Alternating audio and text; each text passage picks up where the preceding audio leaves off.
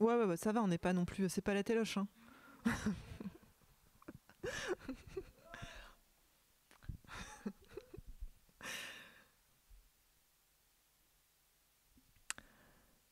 Alors, ben, du coup, je fais un petit, je fais un petit buffer audio au cas où la vidéo en direct n'a pas commencé. D'après ce que me raconte mon. Donc, j'attends qu'ils me disent la vidéo en direct a commencé. Je pense que là, on pourra se dire que ça a commencé. Pour toi, ça a commencé. Pas chez moi. Hein. En fait, c'est comme le début des apéros Zoom. On est toujours en train de se dire tu m'entends, tu me reçois, t'as pas mis ton son. Mais ça roule. Voilà, bon, alors on reprend un peu de sérieux.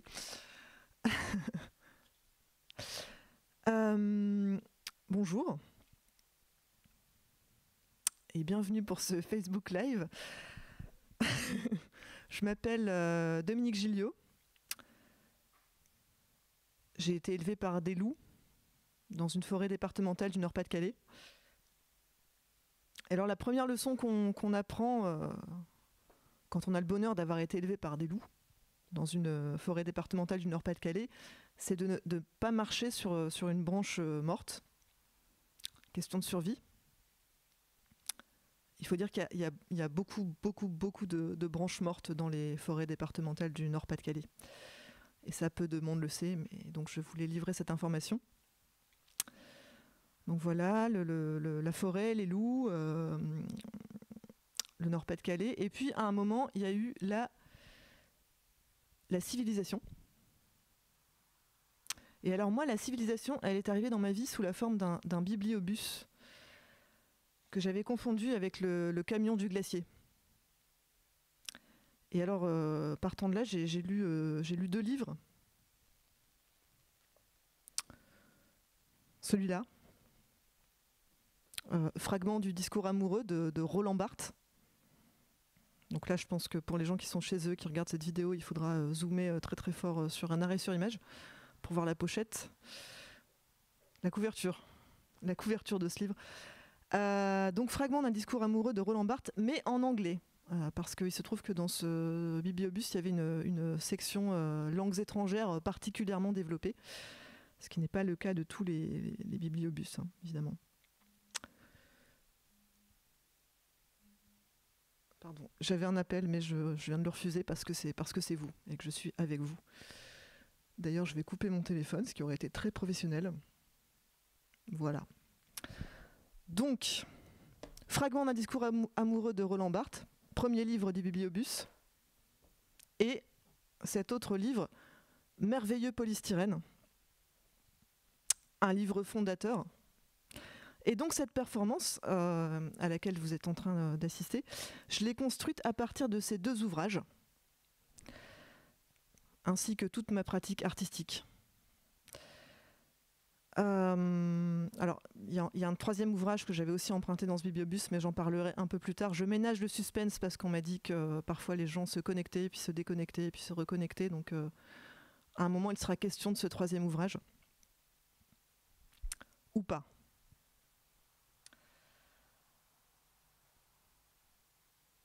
Donc voilà, ces 2 ouvrages que j'ai empruntés dans le bibliobus et que j'ai dévorés. Et donc la semaine suivante, au second passage du bibliobus, je me suis précipitée pour les rendre en me disant que des gens allaient être intéressés par la lecture de ces 2 ouvrages. Et en fait là, c'était effectivement le camion du glacier. Du coup, j'ai pris pistache et café dans un cornet. Le cornet était dégueulasse, mais la glace, ça allait. Donc voilà, je m'en suis pas si mal sortie finalement.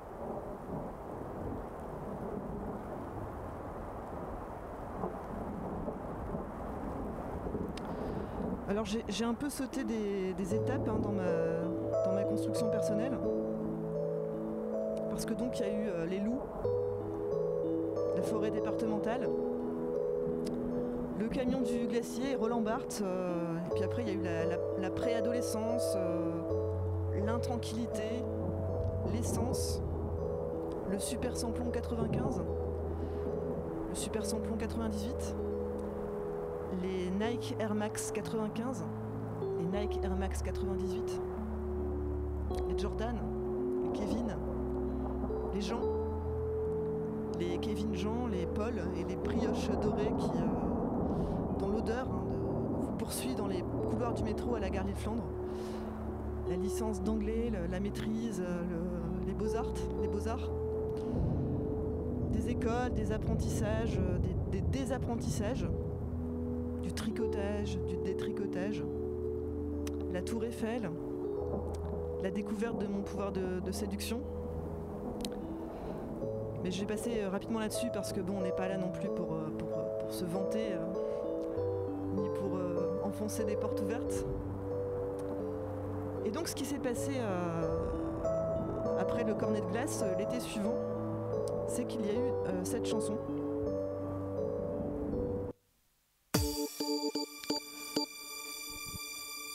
Une chanson qui est arrivée comme un coup de tonnerre dans un ciel bleu d'azur.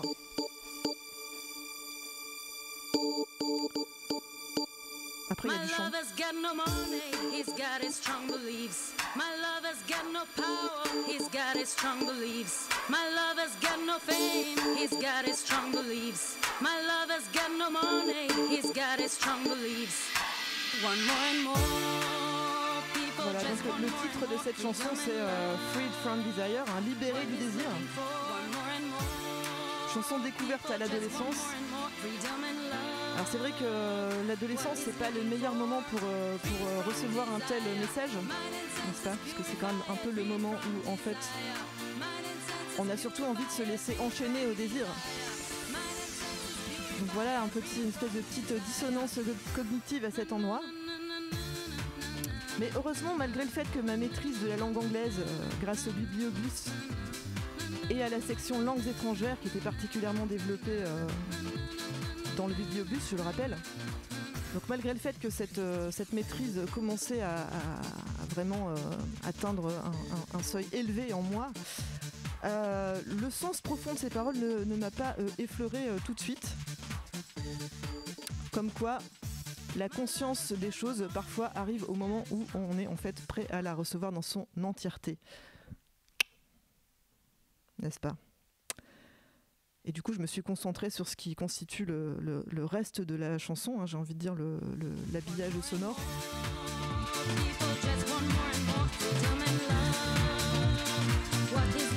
Qui est comme une ode à l'exaltation des corps et la sève désirante au printemps de la vie, n'est-ce pas ? Donc voilà, je vais continuer à poser les bases, hein, non, parce que là, du coup, je le dis, en fait, là, c'est l'introduction de cette performance. J'essaie juste un peu de contextualiser, de manière à faciliter le travail de la performance proprement dite, qui à un moment va arriver, parce que là, on n'est pas encore dans le cœur du sujet, mais à un moment, ça va arriver, puis ça va taper fort, quoi. Je sais pas pourquoi j'ai dit avec cet accent étrange, mais je l'ai dit avec cet accent étrange. Performance qui arrivera au moment où on s'y attendra le moins, comme toutes les bonnes choses, et qui durera qu'un bref instant comme toutes les bonnes choses aussi. Voilà.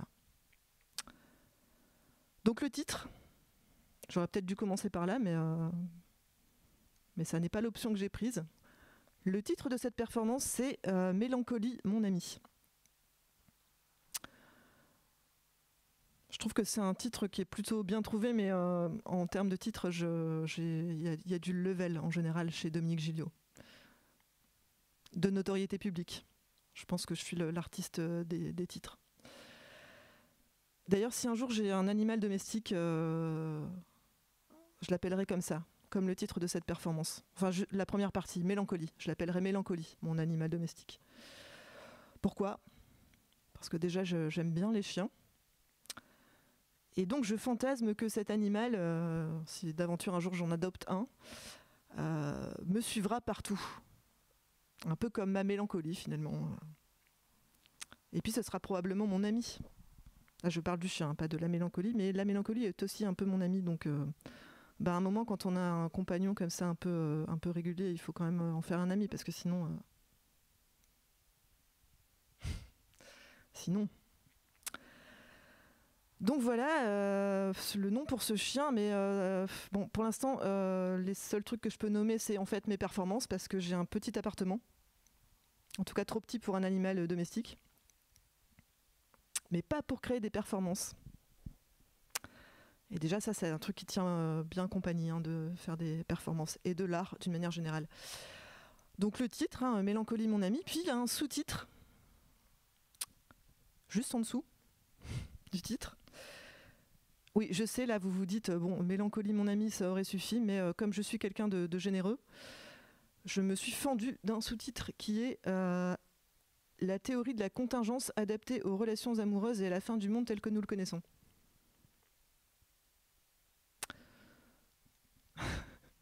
Oui. Moi aussi, j'ai trouvé le titre et après, j'ai eu une espèce de... Bon. Bah, du coup, on va commencer par adresser cette question de la relation via mon médium favori, la chanson.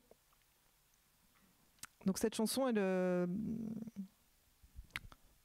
j'ai qu'à la lancer après tout. Pourquoi tu as besoin d'annoncer les choses comme ça tout le temps? Merde!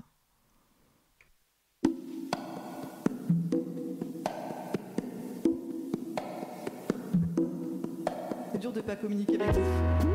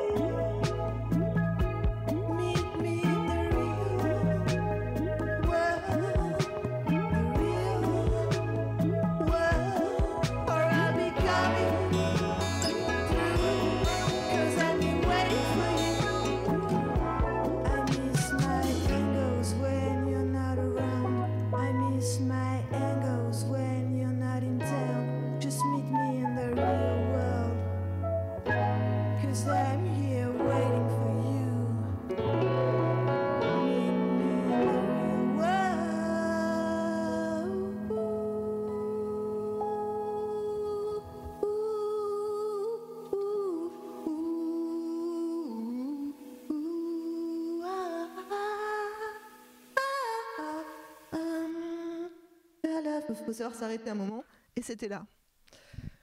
Ouf. Ah bah ouais, elle se rassoit maintenant, et elle décrit tout ce qu'elle fait. Elle regarde l'écran de son ordinateur, qui ne répond pas. Allô ? Non, il ne répond toujours pas. Là, c'est aussi très calme. Là, ça va. Je voudrais quand même faire une petite parenthèse en disant que je vais quand même, à un moment, j'ai besoin de le dire, que je ne suis pas du tout habituée à cet exercice du distanciel, là, du monde d'après et tout ça, quoi. T'as vu ? Donc, on fait ce qu'on peut. Hein. Alors, les gens qui sont derrière leur écran et qui se disent « Je suis en train de regarder une performance de Dominique Gilliot », hein, on va dire, on va pas se vanter non plus. Hein. Enfin, je veux dire, quand on sera dans le monde d'après, et qu'on pourra voir des performances nues et qui se termineront en orgie, eh ben venez me voir, et là on pourra en reparler, n'est-ce pas ?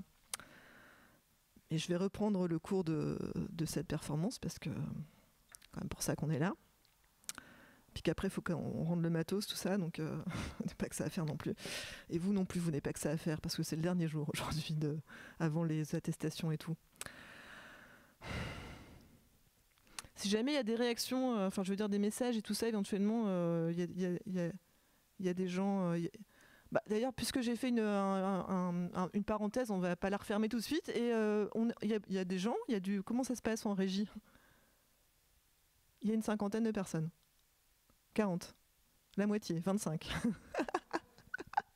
Ok, vous êtes super, les 25 personnes qui sont là, c'est vraiment le top of the crop. Tu prends les noms, Julien, s'il te plaît ? On vous rappellera. Donc, alors j'ai adressé cette question de la relation amoureuse, puis maintenant je vais parce qu'on essaie d'adresser les choses par région comme ça, et après on regroupera. C'est ma méthode de travail pour cette performance. Donc là, on va passer à j'ai un invité, parce que je me sentais seule.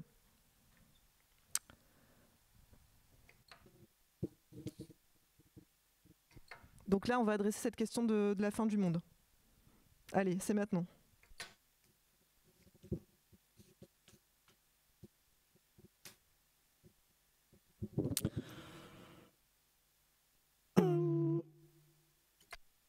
Bonsoir. Je suis le maître du monde et je suis venu vous dire 2-3 trucs vu que je passais par là. À Paris 8, à Saint-Denis. Comme vous avez pu le constater, on a un gros problème là avec la civilisation. Cette civilisation boite. L'humanité a la jambe droite prise dans un piège à ours. Et la jambe droite, c'est la jambe d'appel quand on pratique le triple saut. Et malgré ça, l'humanité s'entête à pratiquer le triple saut alors que... En fait, le saut simple, c'est déjà pas si mal. Hein. Surtout avec un putain de piège à ours au pied. Je viens du futur. Le futur proche. Parce que là, il faut oublier la notion même de futur lointain. Il faut oublier.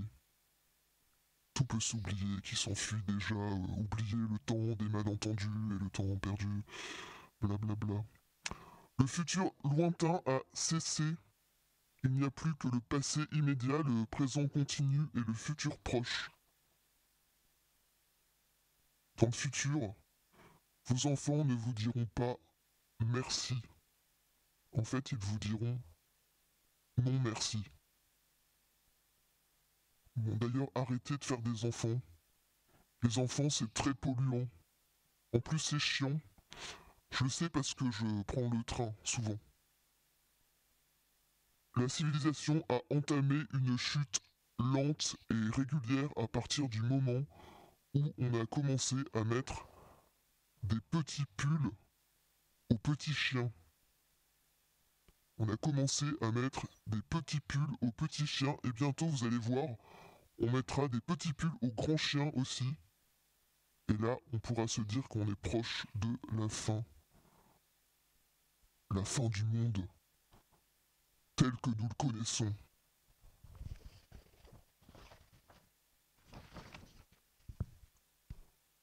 Salut, c'est encore le maître du monde. Il y a une dizaine d'années, j'ai fait un défi jeune. J'ai touché 7600 € pour monter mon projet de transformation d'algues vertes en compléments hyperprotéinés. C'est une innovation importante. Il faut bien le reconnaître. Mais là, j'en ai ras le cul des cocktails, des limos, des hôtels sur les grandes avenues des grandes villes. J'en ai ras la patate. Ça peut plus continuer comme ça, j'ai envie de tout envoyer dinguer. Oui, je dis dinguer. Il y en a qui disent balader, moi je dis dinguer. J'ai envie de tout envoyer dinguer. J'ai envie de pousser un long cri de désespoir. Euh, ah, euh, euh, euh,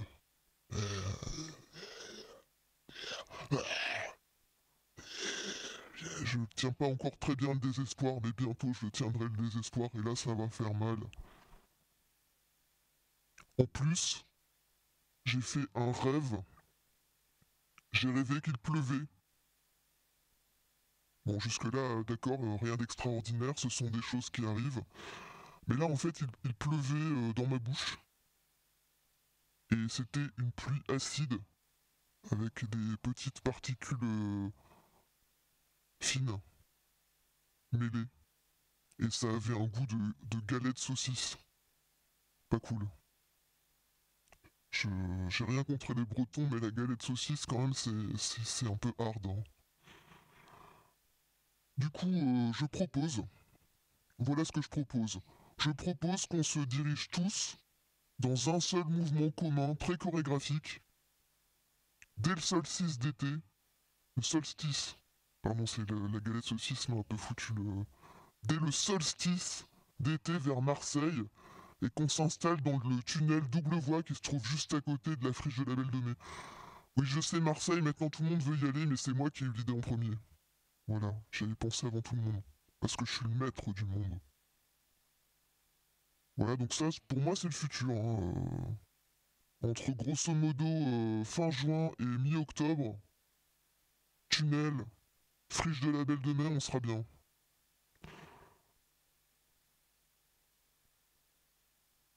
Donc ça, c'est le futur. Et le futur, c'est le début de la fin, quoi.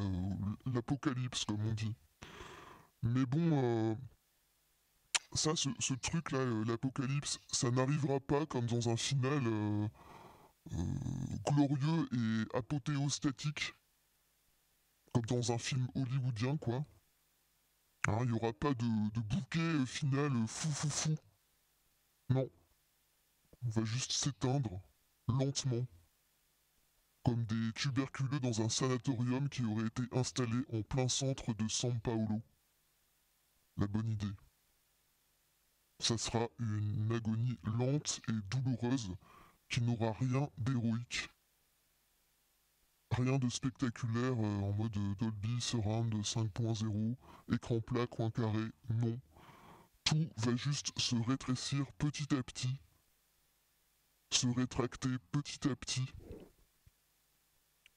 et se liquéfier petit à petit comme un bloc de glace sur la mer Méditerranée au mois de juillet, c'est ça qui va se passer.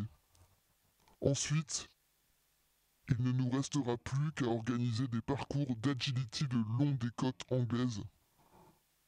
Car c'est très joli, les côtes anglaises, c'est très vert. Et puis comme ça, on pourra y soumettre des grands chiens qui porteront des petits pulls. Ça sera très mignon. Ce sera très mignon. Voilà, donc là on est bien. Et demain c'est le week-end. Wouh.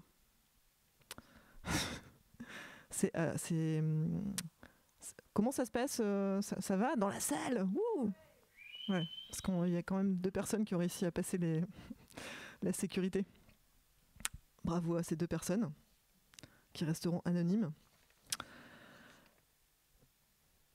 Sauf si je dis leur nom, mais je vais m'abstenir. du coup, je reprends sur mon sous-titre, parce que c'est en fait, toute cette performance consiste à expliquer comment cette performance a été construite à partir du titre. Donc la théorie de la contingence, c'est un terme de management qui, si j'ai bien compris, lie l'expérience de l'entreprise à un ensemble de causes et de conséquences, autrement appelé contexte. C'est-à-dire, pour le dire de manière un peu moins neutre, ben ce qu'on appelle les contingences, quoi. C'est-à-dire que si on imagine une entreprise, on ne peut pas se dire que c'est comme une chose isolée, en fait.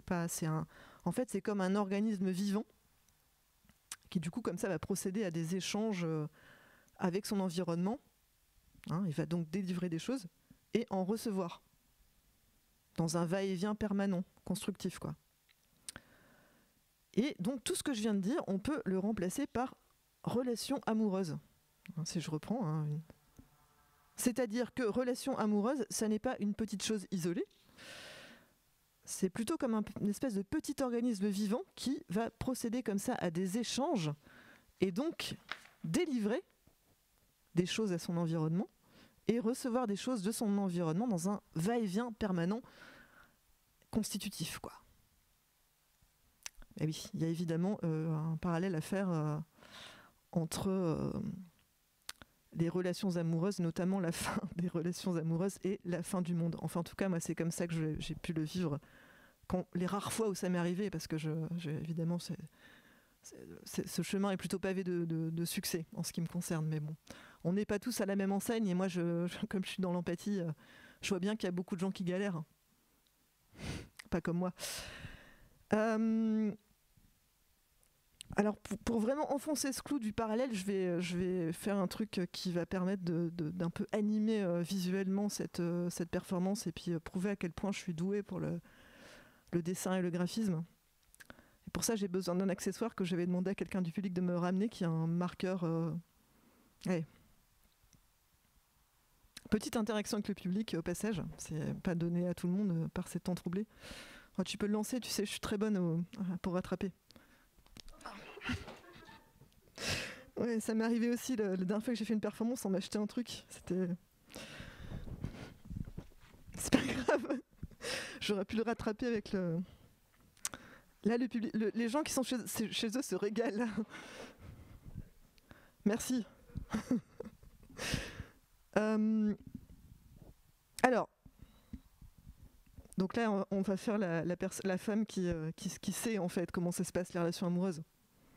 Alors, on est dans un sens de lecture à l'occidental. Hein. On part de là comme ça, puis on va donc de la gauche vers la droite. Hein. Donc, un peu comme la flèche du temps. Souvent, quand on dessine la flèche du temps, on dit que le passé c'est là, puis là c'est le futur. Hein. Et puis comme ça, à l'occidental, c'est genre j'avance et le futur est devant moi. Et du coup, le passé est derrière moi. Et ben dans certaines cultures, c'est le contraire, et c'est quand même vraiment très intéressant de savoir que dans certaines cultures, en fait, on a la sensation que c'est le contraire, et c'est assez juste. En fait, on recule, et du coup, le passé est devant nous, bah oui, on le connaît, puisqu'on le voit, alors que le futur, il est derrière nous, et du coup, on ne sait pas ce qui nous attend, et donc on le découvre au fur et à mesure. Donc c'est très intéressant, je trouve. Voilà. Mais bon, là, on va rester sur ce sens de lecture de la gauche vers la droite. Hein. Et du coup, bon, alors on va dire que, voilà, là, il y a le début de la relation. Comme ça. Et puis du coup, ça part de là. Et puis au début, comme ça, on est un peu dans un truc un peu hirsute comme ça, qui sait pas trop, comme ça. Puis tout doucement, la relation amoureuse va se stabiliser comme ça. Et puis après, on va arriver au moment un peu plateau. Comme ça, plateau. Puis d'un coup, voilà, là c'est la chute. Et puis là, voilà, là c'est la rupture. Chute, rupture. Bam. Et puis bon, parfois, dans certaines relations, il y a comme un espèce de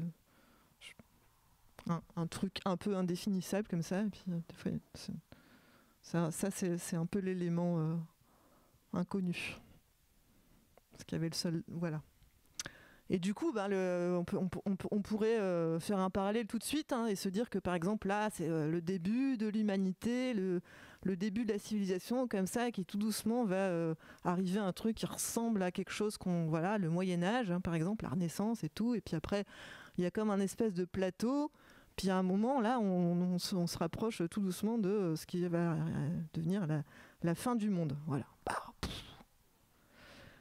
Et du coup, après ça ressemble un peu à ce tableau blanc. On ne sait pas trop. Hein, c'est un peu le saut dans l'inconnu. Et du coup, moi, ce que j'imagine là après, et ça marche d'ailleurs en ce qui concerne la fin du monde comme la fin des relations, c'est un peu ce qui se passe à la fin de Total Recall, le film de Paul Verhoeven. Donc à la fin de Total Recall, comme ça, il y a... on voit le héros il y a un fondu au blanc, ce qui est très rare dans le cinéma, le fondu au blanc. Souvent, c'est plutôt des fondus au noir. Et là, il y a un fondu au blanc. Et du coup, c'est comme en fait, juste avant, tout le film, en fait, est un peu sur un doute comme ça, où on ne sait pas si vraiment ce qui est vécu, ou si c'est des souvenirs implantés. Du coup, là, ce fondu au blanc, c'est ça qui donne comme impression, c'est est-ce que vraiment... ce qui a été vécu ou c'est une construction mentale Et c'est vrai qu'à la fin des relations, parfois on peut avoir ce sentiment on peut vraiment se poser la question de savoir si on a vraiment vécu ce qui a été vécu ou si c'est une espèce de chose qu'on s'est raconté à nous-mêmes, quoi, hein, n'est-ce pas? Voilà. C'est ça que je voulais dire. Ça va, c'est clair? Désolée, comme il n'y a que vous deux, parce que d'habitude, je scanne comme ça le public nombreux, hein, et chaque visage comme ça, je scanne, et puis je fais une espèce de moyenne pour savoir si ce que je raconte est en train de passer ou pas, et puis du coup, je m'adapte. Mais là, c'est compliqué, parce que du coup, il n'y a que vous deux, puis vous avez des masques. Enfin, en tout cas, 50% du public porte des masques. Voilà, non, mais j'explique mes difficultés, j'explique ce qui me traverse, hein, ce que je traverse là, ce que c'est... Voilà, que les gens sachent. Les gens? Est-ce qu'il y a des gens? Il y a des gens. Il y a des gens. Il y a beaucoup de gens? Je ne sais pas si c'est une bonne nouvelle, mais je la prends, ok? Salut les gens qui viennent d'arriver, qui ne savent pas du tout de quoi il est question ici. On parle d'amour, hein, évidemment. C'est de ça dont on parle. Le sujet des sujets. Du coup, je reprends mon... J'ai besoin de me... Blablabla, blablabla. Bah oui, excusez-nous, mais ça m'a troublé l'arrivée de ces 10 personnes. C'est... Non, mais je comprends rien, tes signes. Ah oui, bah voilà, ça c'est clair, merci. Ok. Et alors surtout, autre parallèle à faire entre la fin d'une relation amoureuse et la fin du monde. Ça y est, je l'ai dit, ça paraît un peu grandiloquent, mais malgré tout. En fait, on a du mal à imaginer que c'est vraiment la fin. C'est-à-dire qu'on se dit que en fait, ce qui vient de se passer, ça ne sera pas vain. Et que du coup, on va avec fort de cette expérience, on va en fait pouvoir progresser et que la prochaine fois, on fera mieux. Voilà, la prochaine fois, on fera mieux. On va trouver une autre planète sur laquelle on pourra s'installer. Et puis là, on laissera pas... on produira moins d'objets. Et puis on construira moins de trucs. Et puis on fera moins d'enfants. Je l'ai redit. Je l'ai redit. Donc là, on va aborder la deuxième partie de cette performance. Je vais prendre ma voix de speakerine.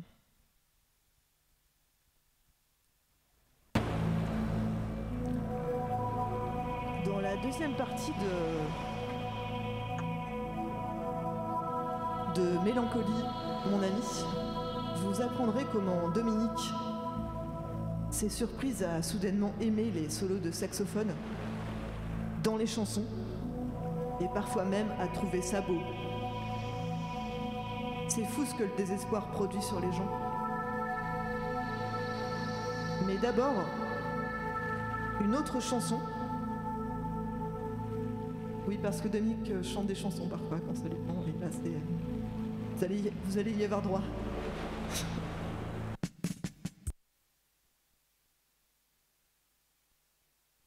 Une autre chanson, toute ressemblance avec des personnes existant ou ayant existé serait purement fortuite. Merci.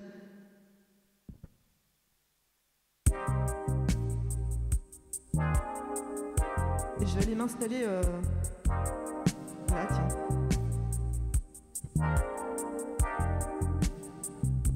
Comme un prof de français un peu sexy.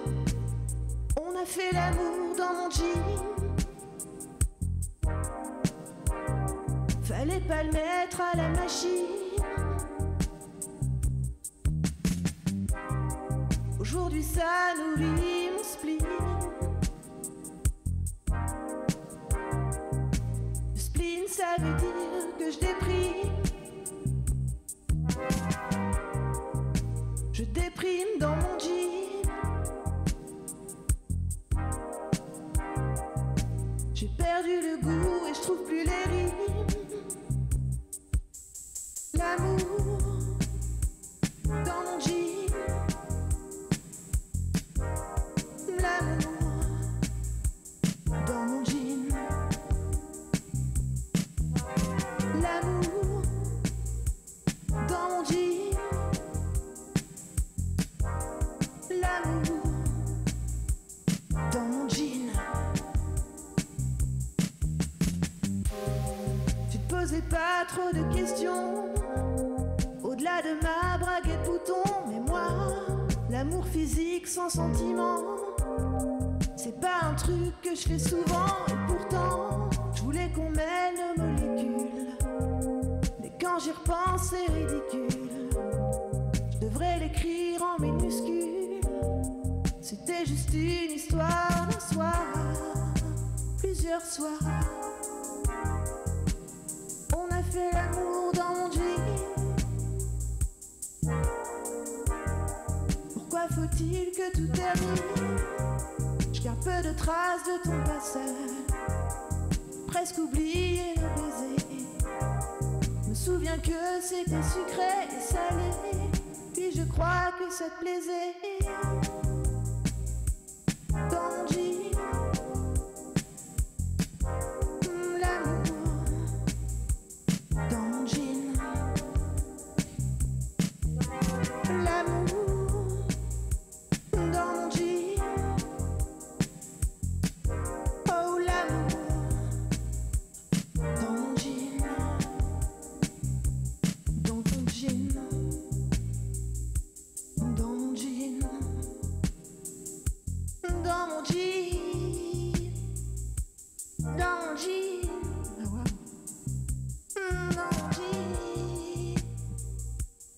Dans mon jean. Dans mon jean. Dans mon jean. Dans mon jean. Pardon, je m'y perds avec toutes ces voix.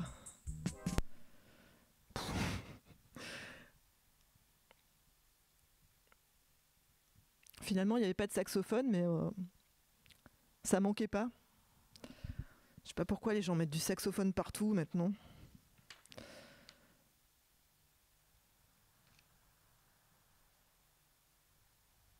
Et maintenant, un modèle de lettre de rupture qui nous est fourni par Le maître du monde.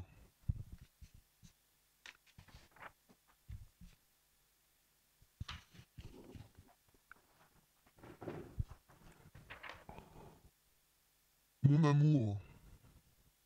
Alors, du coup, vous pouvez prendre des notes, parce que, au cas où vous auriez quelqu'un à quitter prochainement, voilà, comment dire, c'est free, quoi, enfin, c'est cadeau. Mon amour, c'est fini. Il faut brûler les ponts. Les ponts doivent être brûlés maintenant. Je sais que c'est difficile, mais mon cœur est vide, comme un paquet de cornflakes après le passage d'un groupe de collégiens au retour de l'école. Je sais que cette image te parlera particulièrement. Je n'en peux plus.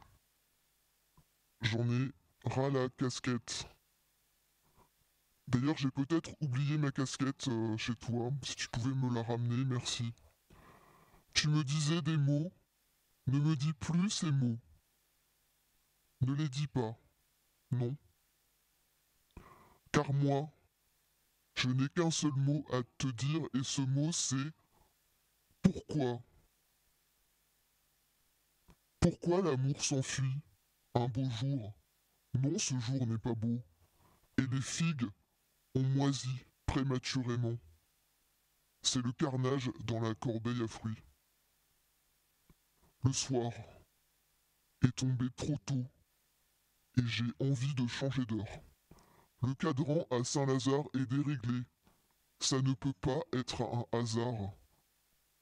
Je ne crois pas à ces hasards. Avant la vie avec toi, je mangeais la pulpe et je recrachais les pépins de l'autre côté. C'était gai et enjoué.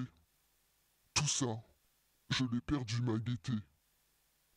Je suis comme un con de piéton canal Saint-Martin qui attend que se baisse le pont entre nous à nouveau.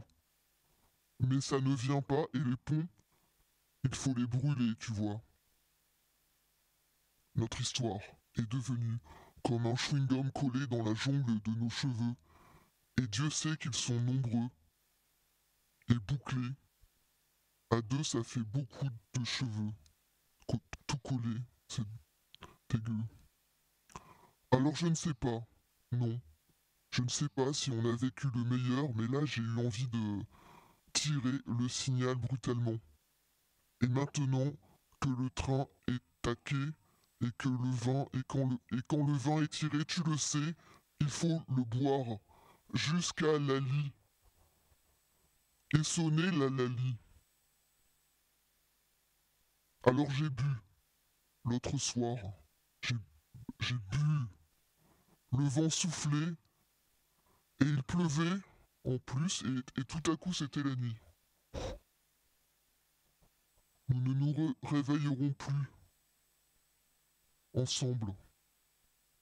Nous ne nous reverrons plus jamais et c'est sans doute comme ça que c'est le mieux que ce soit. Cette phrase est compliquée, je m'en rends compte, mais je sais que tu la comprendras dans le tréfonds de ton âme. Voilà. J'espère que c'est bien clair pour toi que c'est fini. Car parfois l'émotion me rend confus. Adieu, baby. Salut. Ne te retourne pas, je ne suis pas derrière toi. Ni devant, ni autour, ni jamais, ni toujours. C'est fini. PS, si tu peux descendre les recyclables sur le chemin, ce serait sympa. Et je t'ai toujours trouvé plutôt sympa dans le fond. Mais bon, bref, prends soin de toi. Voilà.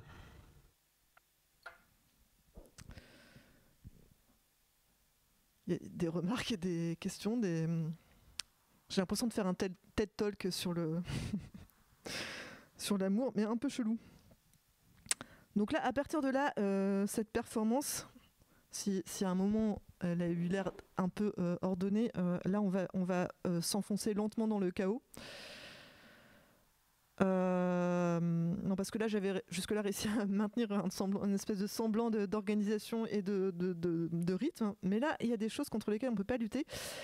Et à partir de maintenant, j'ai décidé de lâcher prise et de laisser cette performance se construire seule. Enfin, je veux dire, je vais quand même rester là. Mais donc, on va rejoindre l'hirsutisme des débuts d'histoire. Sauf que c'est la fin. Enfin, je veux dire, on va se cheminer vers la fin. Donc, ça va être une espèce de concaténation de ce schéma. Et pour ce faire, j'ai décidé que, en fait, j'allais vous lire les notes que j'ai prises au cours de l'élaboration de cette performance. Et comme cette performance, je devais initialement la faire il y a 1 an, pendant ce qu'on a coutume d'appeler le premier confinement, bah en fait, j'ai quand même pas mal de notes. Voilà. Donc, alors j'ai intitulé ça Moment random, parce que au hasard enfin voilà. Alors j'avais noté comme ça, c'était une phrase, j'aurais aimé la caser dans cette performance, mais ça n'est pas venu. Jusque-là, nous n'avions vécu que des petits drames personnels sans importance et nous voici enfin confrontés à quelque chose de plus grand que nous. Bon, un peu plus loin. Finalement, on est toujours en train de construire sur les décombres de la chose précédente. Alors bon. Oui, parce que des fois, en fait, quand je prends des notes pour mes performances, j'écris comme si je m'adressais à des gens. Du coup, il y a des petites choses comme « alors bon », qui n'a aucun sens quand je le lis comme ça, comme une lecture, mais malgré tout, dans ma tête, ça fait sens. Alors là, on revient sur le sujet de l'amour. Amour / sensibilité, sensiblerie égale pourquoi le tabou de la sentimentalité est plus fort que le tabou de la sexualité. Pourquoi? Oui, je sais, il y a 2 fois pourquoi. Des fois, j'ai besoin d'enfoncer le clou. Non, ça, je peux pas le dire raisonnablement. Blablabla. Bla, bla, bla. Ah, une petite citation de Sioran que j'avais notée. Ne nous suicidons pas tout de suite. Il y a probablement encore quelqu'un à décevoir.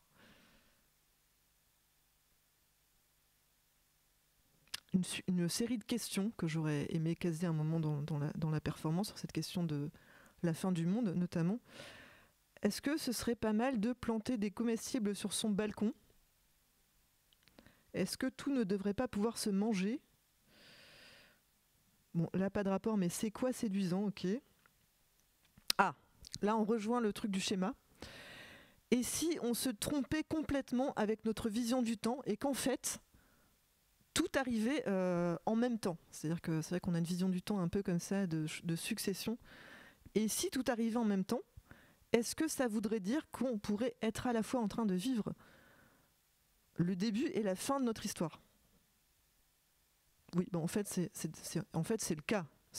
C'est le cas, parce qu'en fait, si on regarde le schéma, comme ça, on se rend bien compte que à partir du moment où on commence à vivre le début de l'histoire, en fait, on est déjà en train de vivre la lente fin vers la fin de l'histoire. Enfin, en fait, du coup, mais quand même, c'est une pensée intéressante à explorer. Est-ce que disposer des petits bouts de laine pour figurer le fait de faire bouger les lignes, ça marchera? Ben non, ça marchera pas en fait. C'est pour ça que je l'ai pas fait. Sinon, il y aurait des petits bouts de laine partout dans cette salle et on mettrait des heures à ranger. Là, c'est le moment où je suis sûre que plein de gens sont en train de se déconnecter en disant bon bah il est 15h53, je vais aller faire un tour avant l'heure du couvre-feu, du confinement. Inspiration, regardez Doctissimo, la plateforme de l'angoisse. Ok.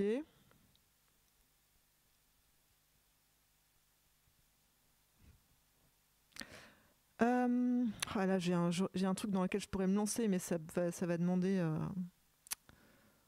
un petit moment. Est-ce qu'on a encore un peu le temps ou je... Ouais.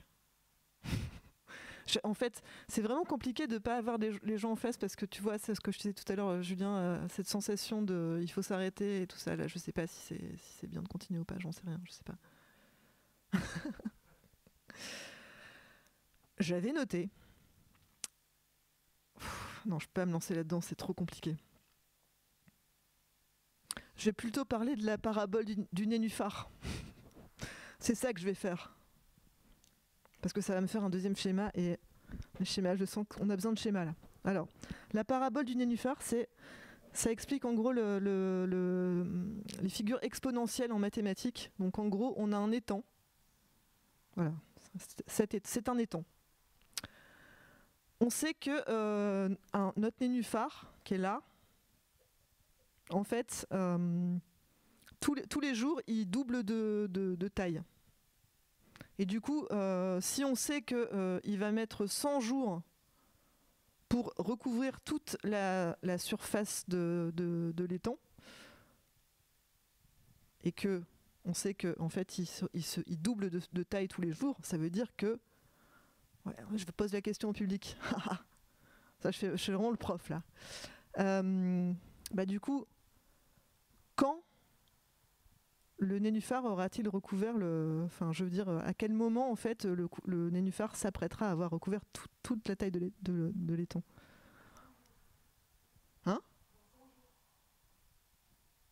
Oui.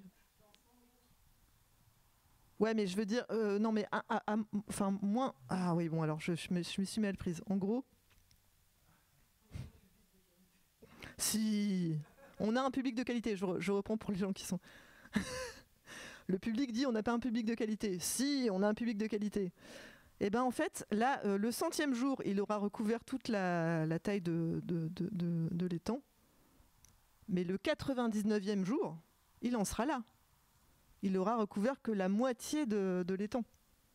Et oui. Et le dernier jour, bam, il aura recouvert, puisqu'il double de taille tous les jours. Ok ? Donc ça, en fait, ça pour expliquer la fin du monde, c'est génial. Hein, parce que en fait, c'est ce qui se passe, c'est que du coup, tant qu'on est là, on se dit ah c'est cool, il reste encore du temps, tout ça. Et puis bam, d'un coup, c'est genre, on arrive au 99e jour, et le lendemain, c'est fini. Il a recouvert toute la taille de l'étang. Ok ? Et c'est pour ça, en fait, c'est cette parabole qui explique pourquoi on ne se panique pas plus que ça. Voilà. Donc ça, c'était une note que j'avais prise. Donc là, on est vraiment dans le... en fait, il y a un moment très très court, on était dans la performance. Et là, on n'est plus dans la performance déjà. Hein. On est juste dans l'explication de comment on a fait cette performance. On est juste en train de partager un moment, en fait. Et puis peut-être que je pourrais terminer là-dessus, parce que là, du coup, on a... Il était effaçable, hein, ton marqueur. Voilà, ouais. Alors les fins, c'est toujours un peu déceptif. Alors voilà, les fins du monde, les fins des relations, c'est toujours un peu déceptif. Alors du coup, on n'a qu'à faire la même chose avec cette relation, avec toutes vos relations. Voilà. Je vais faire un générique de fin, bien plombant pour le week-end.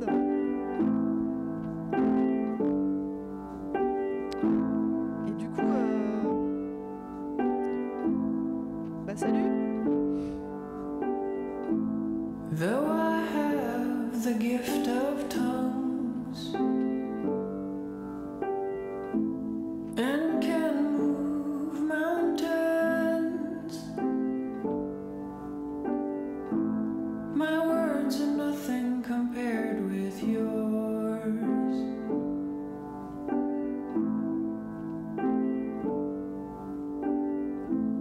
Though you only look up from my arms,